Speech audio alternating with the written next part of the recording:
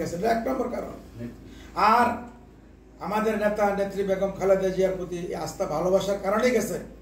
আর ওনাদের ভালোবাসাটা আমি ঘরে ঘরে পৌঁছতে গত 28 বছর ধরে ভালোবাসাগুলি ঘরে ঘরে নিয়ে আমি পৌঁছেছি।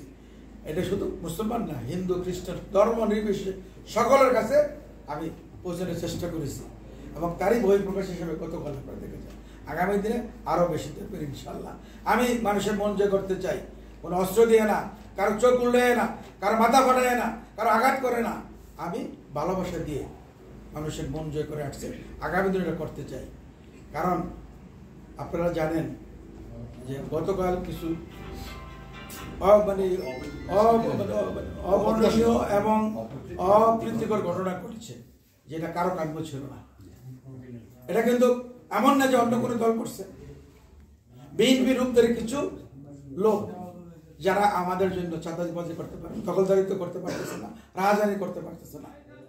আপনি জানেন মতলব ছিল একটা ত্রাসের রাজ্য।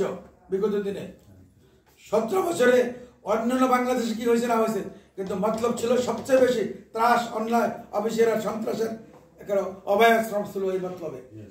সুতরাং আগামী দিনে আমি বলতে চাই মতলব হবে সবচেয়ে শান্তিপ্রিয় এবং শান্তিকামী এবং সবচেয়ে নিরাপদ এবং সবচেয়ে মানুষের নিরাপদ এবং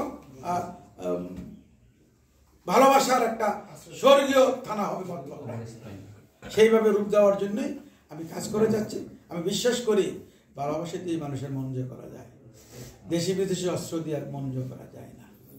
সেই ভালোবাসা নিয়েই আমি আজ ঘরে ঘরে যাচ্ছি, আমাদের নেতার আদর্শ নিয়ে, আমাদের দলের আদর্শ নিয়ে ঘরে ঘরে যাচ্ছি এবং ঘরে ঘরে গিয়ে যে স্লোগান পাচ্ছি, 200 বার জালাল ভাই আমরা কোনো ভুলি নাই, এর চেয়ে বড় পাওয়ার কিছু নাই আমার।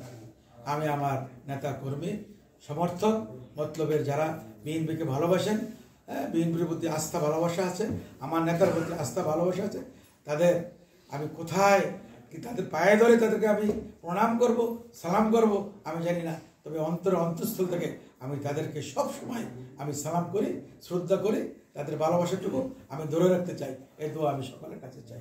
আসসালামু আলাইকুম।